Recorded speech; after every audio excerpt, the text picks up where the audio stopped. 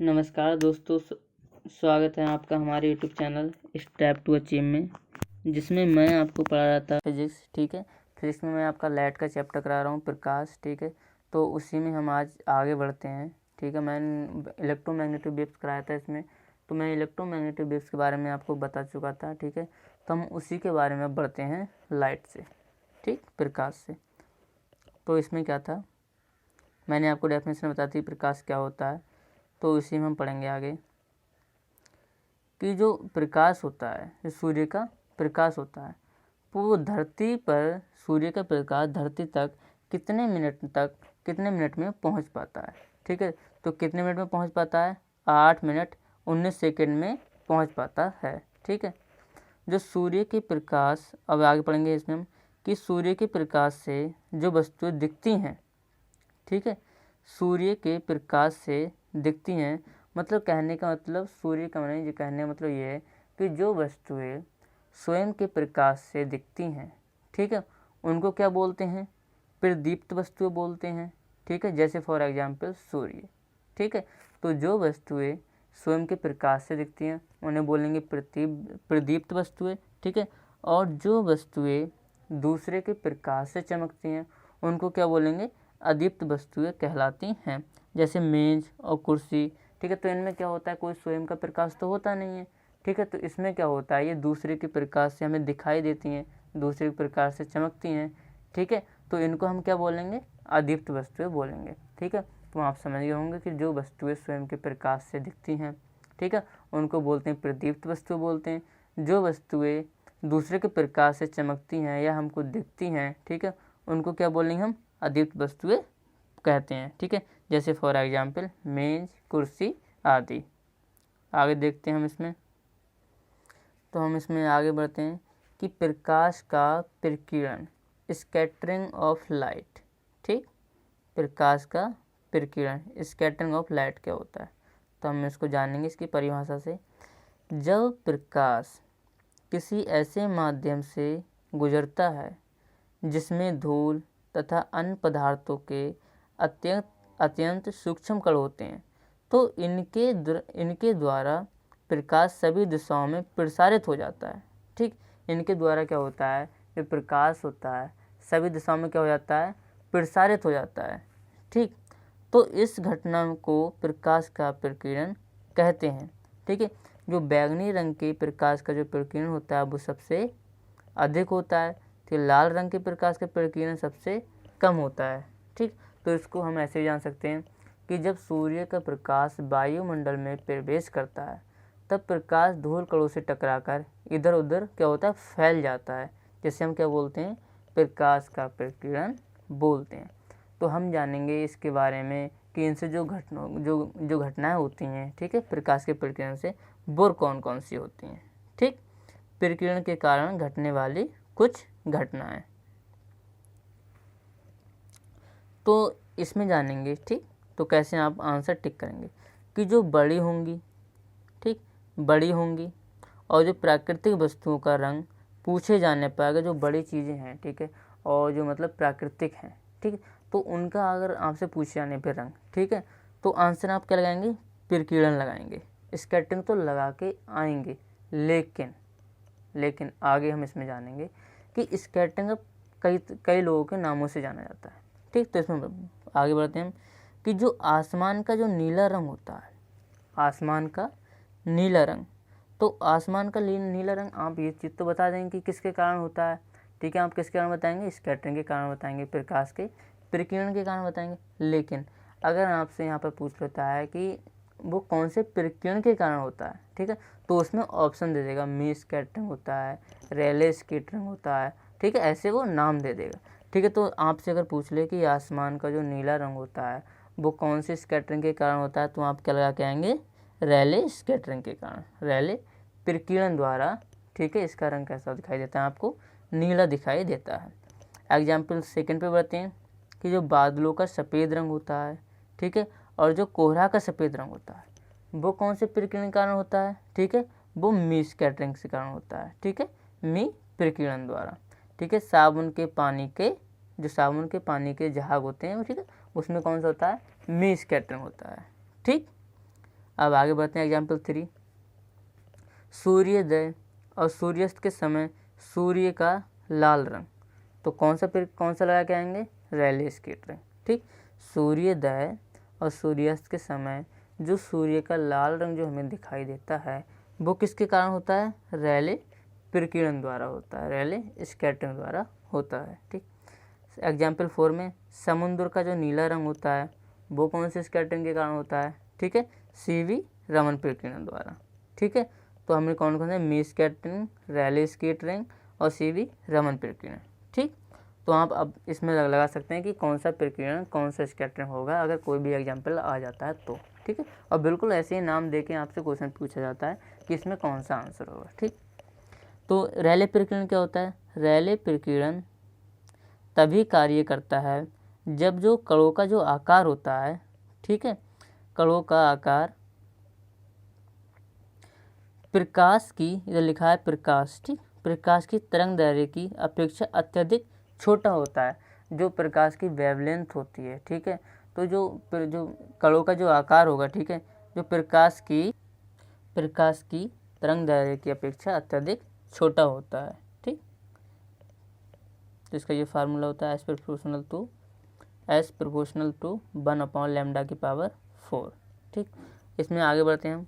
मी scattering क्या होता है कि मी स्कैटरिंग में क्या होता है कि मी प्रकीर्णन तभी कार्य करता है जब कणों का आकार जो होता है, जब कणों का आकार प्रकाश की तरंग दैर्घ्य की अपेक्षा अत्यधिक बड़ा हो। ठीक है, यहाँ पर क्या होगा, बड़ा। ठीक है, तो मी स्कैटरिंग क्या होता है कि जो कणों का आकार होता है वो तरंग दैर्घ्य वेवलेंथ की अपेक्षा क्या होता है, अत्यधिक बड़ा होता है, तो Δn ग्रेटर देन लैम्डा। ठीक, वेवलेंथ। ठीक, समझ गए आप इसको। ठीक है, अब रमन स्कैटरिंग। ठीक है, फिर अब आगे हम पढ़ते हैं कि खतरे के जो निशान होते हैं, ठीक है, खतरे के जो निशान होते हैं वो क्या होता है, लाल रंग के क्यों बनाए जाते हैं, जानते हो क्यों बनाए जाते हैं कि खतरे के निशान लाल रंग के इसलिए बनाए जाते हैं क्योंकि जो लाल रंग होता है, ठीक है, तो लाल रंग का जो प्रकीर्णन होता है, जो स्कैटरिंग होता है वो क्या होता है, सबसे कम होता है। अब ऐसा क्यों होता है, क्योंकि उसकी जो वेवलेंथ होती है वो वेवलेंथ क्या होती है, सबसे अधिक होती है, इसकी जो स्कैटरिंग होती है सबसे कम होती है। ठीक, तो आप समझ गए होंगे इस जो स्कैटरिंग से जो घटने वाली घटनाएं थी, ठीक है, वो कैसे एग्जाम्पल पूछे जाते हैं और कैसे प्रश्न एग्जाम में आते हैं। ठीक है, तो ऐसे ही आपसे पूछ लिया जाता है कि कौन सा स्कैटरिंग है। ठीक है, अगर किसी का नाम नहीं दिया तो नॉर्मल आप लगा सकते हैं कि प्रकाश का प्रकीर्णन। ठीक, स्कैटरिंग ऑफ लाइट। आगे बढ़ते हैं हम कि किसी, इसमें कुछ बिंदु हैं कि किसी अंतरिक्ष यात्री के लिए आकाश का रंग काला दिखाई देता है। ठीक है, तो आकाश का रंग कोई अंतरिक्ष यात्री है, ठीक है, तो उसके लिए आकाश का रंग कैसे दिखाई देता है, ठीक है, काला दिखाई देता है। मनुष्य की आंखों के लिए सबसे प्यारा, ठीक है, सबसे प्यारा या सब सुघराई जो रंग होता है वो कौन कौन से होते हैं, या तो पीला होता है या हरा होता है, पीला और हरा होता है। ठीक, तो जो वायुयान होते हैं, वायुयान में जो ब्लैक बॉक्स होते हैं, ठीक है, उनका रंग कैसा होता है, ऑरेंज नारंगी कलर का होता है। ठीक, अब इसमें हम आगे बढ़ेंगे। प्रकाश का परावर्तन, प्रकाश का परावर्तन क्या होता है। ठीक, प्रकाश की किरणों का किसी सतह से टकराकर वापस लौटने की घटना को प्रकाश का परावर्तन कहते हैं। जैसे प्रकाश की कोई किरण है, वो किसी से सतह से टकराए, अब क्या हुआ, वो उसी माध्यम में वापस लौट गई, तो इसको क्या बोलते हैं, प्रकाश का परावर्तन बोलते हैं।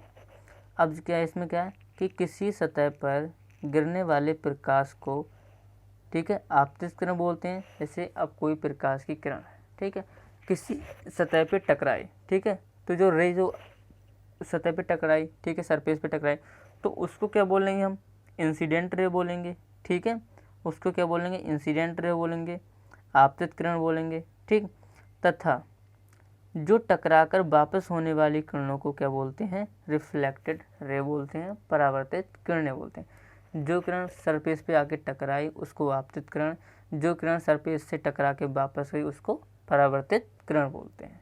ठीक, समझ गए? इसको हम आगे समझाते हैं आपको अच्छे से। ठीक है, प्रकाश का परावर्तन, रिफ्लेक्शन ऑफ लाइट। तो जैसे हमारा कोई ये सतह है, ठीक, ये क्या है? सतह, ये क्या है? सतह है, ये सरफेस है। ठीक, तो इसमें क्या हुआ, जो इस सतह पर ये एक किरण आके आपको दिख रही है ये वाली, ठीक है, इसको क्या बोलेंगे? इंसिडेंट रे बोल देंगे, आपतित किरण बोलेंगे।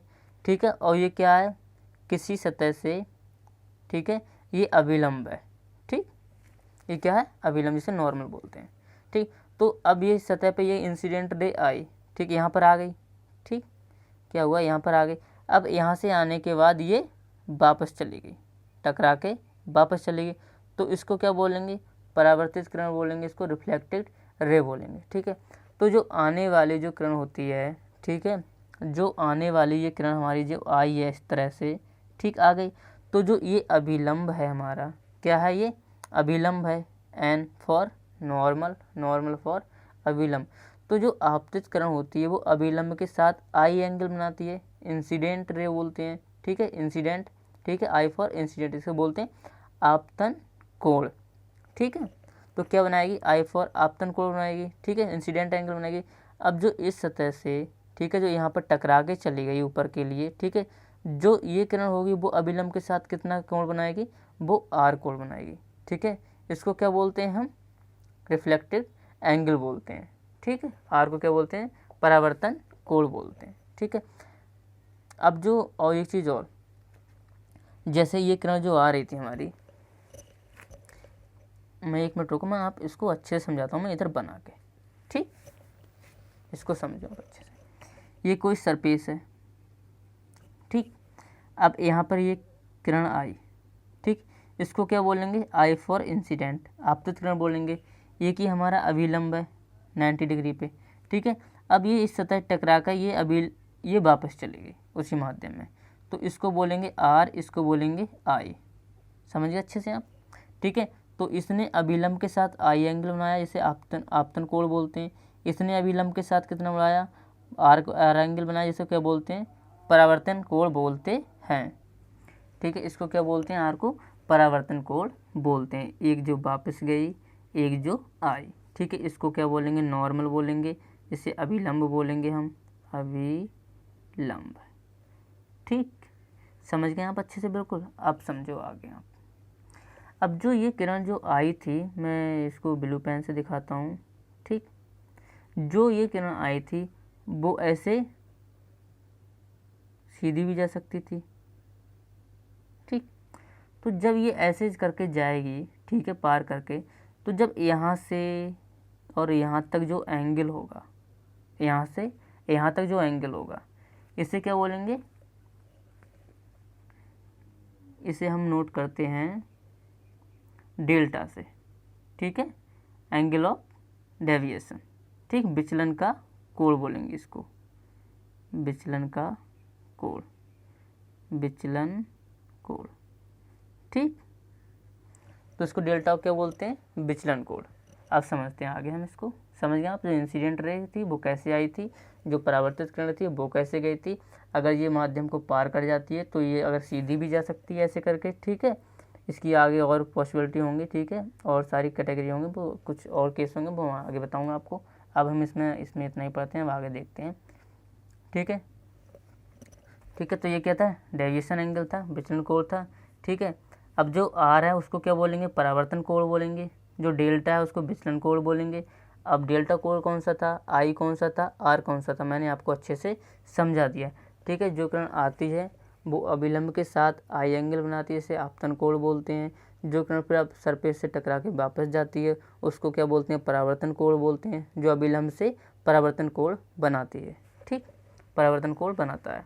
ठीक है, आई फॉर आपतन कोण, जी फॉर छूता हुआ कोण, या जिसे बोलते हैं ग्लेंसिंग एंगल। अब आप इधर एक चीज़ और समझ लीजिए अच्छे से, ठीक, कि ये सरफेस है। ठीक, ये सरफेस है हमारी, ये जो रे आ रही थी, ठीक है, तो इसने क्या किया?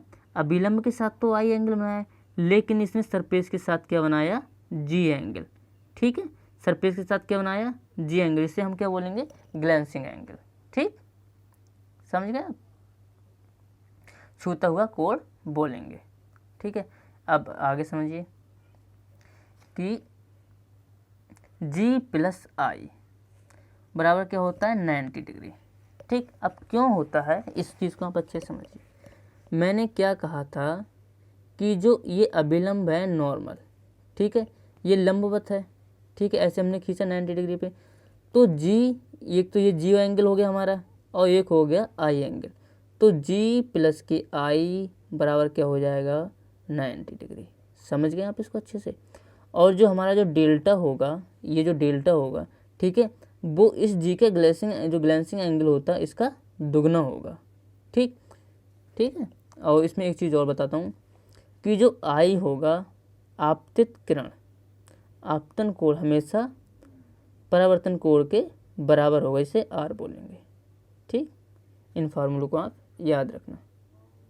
ठीक है, ये प्रॉपर्टी पढ़ेंगे हम इसमें, तब आपको अच्छे से पता हो जाए। ठीक है, अब हम पढ़ते हैं परावर्तन के नियम। अब आप जान गए अच्छे से कि परावर्तन क्या होता है, आपतित किरण क्या होती है, अभिलंब की किरण कौन सी, अभिलंब क्या होता है, और परावर्तित किरण क्या होती है। अब हम परावर्तन के 2 नियम हैं, ठीक है, इनको हम जानेंगे अच्छे से कि जो आपतित किरण होती है, मैंने बताया आपको आपतित किरण कौन सी होती है, और जो अभिलंब होता है वो बताया कौन सा होता है, और परावर्तित किरण, तीनों हमेशा एक ही तल में होते हैं, जैसे आपने देखा अभी ऊपर थे।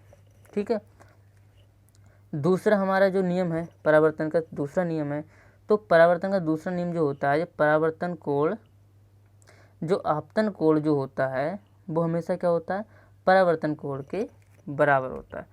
Angle of incident equal to angle of reflection, I equal to R, क्या हो गए, आपके दोनों नियम हो गए। ठीक, अब हम आगे पढ़ते हैं। जैसे ही आपसे एक प्रश्न पूछ लेता है कि प्रकाश की एक किरण सतह से 25 डिग्री का कोण बनाते हुए सतह से 25 डिग्री का कोण बनाते हुए टकराती है, आपतित किरण परावर्तित किरण के बीच का कोण ज्ञात कीजिए। तो आपसे पूछ रहा है कि आपतित किरण मतलब ये वाली किरण और परावर्तित किरण मतलब कि ये वाली किरण, इसके बीच का कोण आपसे ज्ञात करना है। तो आप इसको ऐसे समझिए, जैसे ये है सरफेस है, हमारी आपतित किरण आई। अब आप इसको ये मत समझिए कि मतलब आपतित किरण है कि जो आपतन कोण है हमारा वो हमारा कितना है, 25 डिग्री। अगर आपने इस चीज़ को मान लिया तब आप इस क्वेश्चन को गलत कर देंगे। उसने बोला है क्वेश्चन ने कि प्रकाश की एक किरण सतह के साथ 25 डिग्री का कोण बनाती है, तो इसके साथ इसने 25 डिग्री का कोण बनाया, मतलब ये वाला कोण है। और मैंने आपको बताया है कि ये 90 डिग्री पर खींचा गया है। ठीक है, ये 90 डिग्री पर होता है, तो 25 डिग्री ये हो गया, 90 डिग्री ये हो गया। अब बताइए आप कितना बचा। तो 90 डिग्री में से आप 25 डिग्री जब घटाएंगे, ठीक है, 25 डिग्री घटाएंगे तो कितना बचा, यहाँ पर 5 बचेगा, यहाँ पर कितना बचेगा, यहाँ पर 8 और कितना 65, कितना बचा, तो ये वाला एंगल कितना हो गया, 65 एंगल बचा ये वाला। अब मैंने कहा है जो ये तो आपतित किरण थी, अब ये सतह से टकरा कर वापस चली गई, ये कौन सी हमारी परावर्तित किरण, परावर्तन एंगल हमारा क्या होता है, आर। तो मैंने कहा है कि आई हमेशा आर के इक्वल होगा, परावर्तन कोण आपतन कोण के इक्वल होगा। जब ये 65 है तो ये कितना हो जाएगा, ये भी 65 हो जाएगा। ठीक है, और उसमें पूछा क्या है, उन्होंने पूछा कि आपतित किरण और परावर्तित किरण, मतलब आपतित किरण ये हो गई और आपतित किरण ये हो गई और परावर्तित किरण कौन सी हो गई, ये वाली हो गई। तो उन्होंने ये पूछा कि आपतित किरण और परावर्तित किरण के बीच का जो एंगल होगा वो कितना होगा। तो कितना होगा, 65 130, 60 120 और 10 130। तो कितना एंगल निकल के आएगा आपका, 130 जो यहाँ पर निकल के आया है। ठीक है, समझ गए होंगे आप अच्छे से। अब देखो परावर्तन कौन कौन सी सतह से होता है, इसमें हम देखेंगे आगे। तो यदि इसमें पढ़ते हैं, यदि प्रकाश की किरणें किसी सतह से टकराकर एक ही दिशा में वापस होती हैं, जो प्रकाश की किरण होती हैं, अब किसी से सतह से टकराएं, ठीक है, अब वो क्या हुआ कि एक ही दिशा में वापस होती हैं, तो ऐसे परावर्तक सतह को क्या बोलते हैं, नियमित परावर्तक सतह बोलते हैं, रेगुलर रिफ्लेक्टिव सरफेस बोलते हैं। ठीक है, क्या बोलते हैं, नियमित परावर्तक सतह बोलते हैं। ठीक है, स्मूथ सरफेस। तो इसको देखते हैं कैसे। ठीक, अब क्या है, ये हमारी कोई स्मूथ सरफेस है, ये दिख रही है आपको। अब हमारी एक दो इंसिडेंट रे डाली हमने, एक ये डाली, एक हमने ये डाली। अब जब हमने ये डाली, इस पे ऐसे करके डाली, इस पे ऐसे करके डाली, ये क्या सीधी निकल गई, ऐसी निकल गई, ऐसी सीधी निकल गई बिल्कुल। ठीक है, तो इसको हम क्या बोलेंगे, नियमित परावर्तन बोलेंगे। ठीक है, क्योंकि सरफेस हमारी कैसी थी, स्मूथ थी। ठीक है, रेगुलर रिफ्लेक्शन बोलेंगे। सेकंड केस में क्या था कि अगर जो हमारी सरफेस है वो मतलब स्मूथ ना होके कैसी है, रफ सरफेस है। ठीक है, कैसी है, रफ सरफेस। ठीक, तो इसमें क्या होगा, जैसे हमने इंसिडेंट रे हमने ये डाली, ऐसे क्या डाली, वो एक तो ऐसी निकल गई। ठीक, मेरा गलत हो गया, एक डाली तो एक तो ऐसी निकल गई, इस तरह से निकल गई। दूसरी जो इंसिडेंट रे डाली हमने ये वाली, वो क्या हुआ, वो ऐसे निकल गई। ठीक है, तो ये क्या हुआ, ये इधर उधर भाग गई। ठीक है, तो इसको क्या बोलेंगे हम, इसको अनियमित परावर्तन बोलेंगे। रफ सरफेस पे कैसा होता है, अनियमित परावर्तन होता है।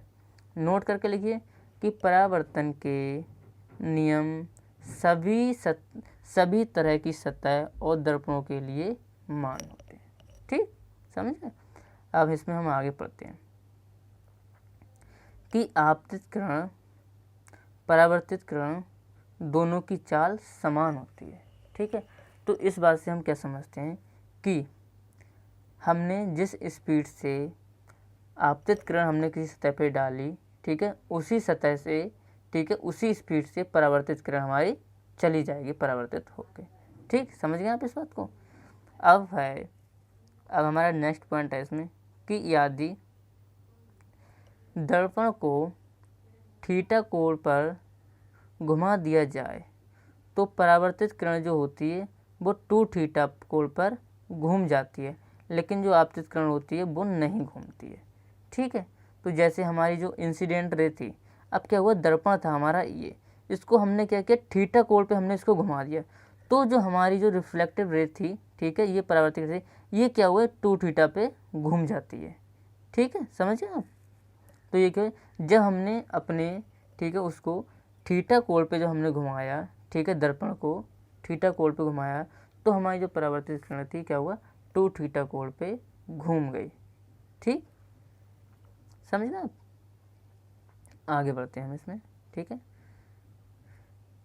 यदि दो दर्पणों के बीच का कोण 90 डिग्री हो तो आपतित किरण और निर्गत किरण एक दूसरे के समांतर हो जाती हैं। कैसे, इसको समझते हैं। वैसे 2 दर्पण थे हमारे, एक दर्पण ये है, एक दर्पण ये है।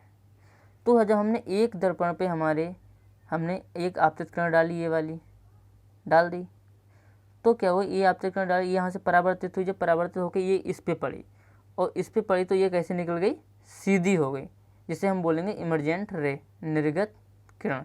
ये परावर्तित किरण थी, परावर्तित हुई, जो इस वाले हमारे दर्पण पे पड़ी और इस पे वाले दर्पण पे पड़ के ये कैसी हो गई, इमर्जेंट रे, ये फिर से वापस हो गई। ठीक है, तो इसमें क्या पढ़ा था हमने कि यदि 2 दर्पण के बीच का कोण अगर 90 डिग्री है तो ये दर्पण हो गया हमारा और एक ये दर्पण हो गया, इन दोनों के बीच का कोण कितना है, 90 डिग्री है, तो आपतित किरण और निर्गत कोण एक दूसरे के समांतर हो जाती हैं। ठीक है, तो हमने ये वाली किरण हो गई हमारी और ये वाली किरण हो गई, ये वाली मतलब ये वाली और ये वाली, ये दोनों क्या हो गई, एक दूसरे के समांतर हो गई। ठीक है, आगे बढ़ते हैं हम इसमें। अब ऐसे एक दर्पण के, अब हमने कोई किरण है, ठीक है, कोई रे है हमारी, हमने क्या किया कि एक दर्पण के समांतर फेंकी, एक दर्पण के समांतर फेंकी और दूसरे दर्पण के समांतर निकल जाती है, तब एंगल हमारा क्या होगा, तब एंगल क्या होगा हमारा, 60 डिग्री होगा। तो ऐसे ही आपसे पूछ लिया जाता है कि पूछ लिया जाता है कि अगर हमने किसी रे को, ठीक है, किसी किरण को, ठीक है, एक दर्पण के समांतर फेंकी और वो दूसरे दर्पण के समांतर निकल जाती है, तब उन दोनों दर्पणों के बीच में एंगल कितने डिग्री का होगा। ठीक, तो अब बताएंगे आप 60 डिग्री का एंगल होगा। जैसे हमने ये रे थी, इसको ऐसे फेंका, एक दर्पण के समांतर फेंका इसको हमने ऐसे करके, ठीक है, अब यहाँ से ये क्या हुई, परावर्तित हुई, परंतु इससे टकरा कर इमर्जेंट रे क्या है ऐसे निकल गई, नीचे वाले दर्पण के समांतर होके निकल गई। ठीक है, समझ गए हम। तब इसमें ऐसे पूछा था कि तब मतलब उन जो दर्पण होंगे उनके बीच का जो एंगल होगा वो कितने डिग्री का होगा। ठीक, तो कितने डिग्री का होगा, 60 डिग्री का होगा। ठीक है, आगे पढ़ते हैं इसमें हम जरूरी बिंदु कुछ। देखो, पूर्ण प्रतिबिंब देखने के लिए समतल दर्पण की न्यूनतम लंबाई वस्तु की लंबाई की आधी होनी चाहिए। तो इसको हम कैसे समझेंगे। ठीक है, जैसे आप हैं, आपकी जितनी भी हाइट है, तो आपको क्या है अपना पूरी इमेज देखनी है शीशे में, अपने आप को पूरा देखना है। तब आप क्या करेंगे, जितनी आपकी हाइट है उससे आप आधी हाइट का आप दर्पण लेके आइए। ठीक है, और उसको दीवार में लगाइए। तब आप क्या करेंगे, अपनी पूरी इमेज देख सकते हैं। लेकिन कैसे देख सकते हैं उसको आपको मैं बताता हूँ लगाने का तरीका, कि लगाएंगे कैसे उस दर्पण को। ले तो आएंगे, अब बोलेंगे उसमें पूरी इमेज दिखी नहीं है, लेकिन उसको लगाने का भी तरीका है। ठीक है, तो जैसे हमारा कोई ये मिरर है, ठीक, और ये एक आदमी है, ये क्या है, एक मैन है ये। अब क्या है, इस मैन की जो हाइट है वो है 180 सेंटीमीटर। कितनी है, 180 सेंटीमीटर। आपका दर्पण कितने सेंटीमीटर का होना चाहिए, 90 सेंटीमीटर का। ठीक, खुश, 90 सेंटीमीटर दर्पण होना चाहिए। तो जो आपके जो आँख है, हमारी आँख के ऊपर जो आपकी हाइट है कितनी है, 20 सेंटीमीटर मान ली मैंने। तो आपका जो दर्पण होगा वो आँख से कितने ऊपर होना चाहिए, 10 सेंटीमीटर पे लगाएंगे। ठीक है, अगर आँख से नीचे आपकी जो हाइट है वो कितनी है, 160 सेंटीमीटर है। ठीक है, तो दर्पण आप कितने सेंटीमीटर पर लगाएंगे, आँख से नीचे 80 सेंटीमीटर पर। ठीक, तब आप क्या करेंगे, अपनी इमेज को पूरी अच्छी से, पूरी इमेज को आप अपने दर्पण में देख पाएंगे। ठीक, समझ गए होंगे आप अच्छे से। अच्छा, आप यहाँ पर एक डाल लीजिए समतल दर्पण। ठीक, समतल दर्पण के बारे में थोड़ा पढ़ लेते हैं। ठीक है, इसमें हम पढ़ते हैं समतल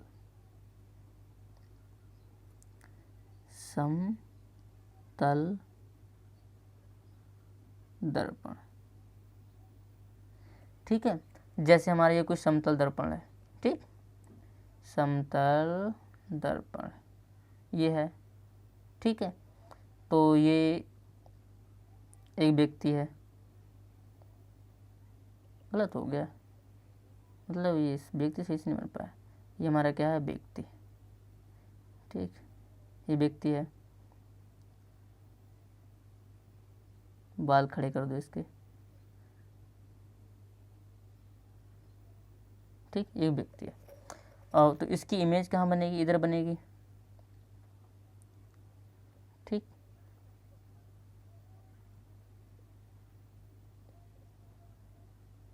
ये समतल दर्पण में व्यक्ति की इमेज है। तो जो समतल दर्पण में कैसी कैसी इमेज बनेगी, ठीक है, इसके बारे में पढ़ेंगे। ठीक है, तो जो इसमें जो इमेज बनेगी, पहली बात तो वो कैसी होगी, आभासी होगी। बिंदु बना के लिख लीजिए, समतल दर्पण में कैसी इमेज होगी, आभासी होगी। ठीक, तो जो इसमें जो इमेज होगी वो कैसी होगी, आभासी होगी। दूसरी चीज़, आभासी होगी और सीधी होगी। कैसी होगी, सीधी होगी, इरेक्ट बोलते हैं इसे। ठीक है, इरेक्ट। आभासी कैसे बोलते हैं, वर्चुअल। तो इमेज इसमें कैसी होगी, इरेक्ट होगी, आभासी होगी, आभासी मतलब वर्चुअल होगी, इरेक्ट होगी मतलब सीधी बनेगी। ठीक है, और इसमें पढ़ते हैं कि जो इतनी जिसकी इसकी हाइट होगी, एच, इसकी एच हाइट है, इसकी एच हाइट है, तो सेम हाइट की बनेगी। ठीक है, दूसरी चीज़, जे जो दर्पण है तो वस्तु जितनी दूर होगी दर्पण से, ठीक है, वस्तु क्या होगी, जितनी दूर होगी दर्पण से, और उतनी दूर क्या बनेगी, हमारी इमेज बनेगी। ठीक, दूसरी चीज़, जो हमारी जो इधर होती है वो कैसी होती है, प्लस में होती है, इधर होती है वो होती है माइनस में। तो हम इसको ऐसे लग सकते हैं कि यू बराबर जो होगी हमारी माइनस के बी जो दूरी होगी। ठीक है, समझ गए आप अच्छे से। अगर ये इधर प्लस 60 सेंटीमीटर होगी तो इधर कितनी होगी, माइनस के 60 सेंटीमीटर। ठीक है, क्योंकि तभी हम इसको बराबर लिख पाएंगे। ठीक है, यू बराबर माइनस बी, क्योंकि जितनी दूरी इधर होगी उतनी ही दूरी इधर होगी, ठीक है, दोनों बराबर होंगे, ऊंचाई क्या होगी, समान होगी। ठीक है, समझ गए आप। अब इसमें लिख सकते हैं कि इसकी जो आवर्धन क्षमता होती है इसकी वो कितनी होगी, वो होगी m बराबर प्लस के 1। ठीक, और जो इसकी फोकल दूरी होगी, फोकल दूरी जिसे हम किससे लिखते हैं, f से, वो क्या होगी, इनफाइनाइट होगी। और इसकी जो वक्रता त्रिज्या होगी, वक्रता त्रिज्या क्या होगी इसकी, वो होगी हमारी इनफाइनाइट। ठीक है, समझ गए आप अच्छे से इन दोनों चीज़ों को। फिर हम इसको आज फिर इतना ही रखते हैं, और नेक्स्ट वीडियो मेरी जल्दी ही आएगी। ठीक है, इससे आगे का जिसमें मैं आपको पढ़ाऊँगा। और अगर आपको मेरा पढ़ाया हुआ समझ में आ रहा है, ठीक है, तो प्लीज़ वीडियो को लाइक करो और मेरे चैनल को सब्सक्राइब करो, और ज़्यादा से ज़्यादा अपने दोस्तों के साथ शेयर करो। मतलब सारे एग्ज़ाम्स के लिए मैं यहाँ पर कंप्लीट फिजिक्स आपको कराऊंगा। ठीक है, जितने क्वेश्चन बनने वाले होंगे। ठीक है, और मैंने साउंड का चैप्टर करा दिया है, तो मैं उससे जो रिलेटेड जो प्रीवियस के जो प्रश्न हैं जो आए हुए हैं एग्ज़ाम्स में, ठीक है, वो प्रश्न मैं जल्दी ही लेके आऊँगा, वो भी इनके साथ साथ में कराऊँगा। ठीक है, तो आज के लिए फिर धन्यवाद।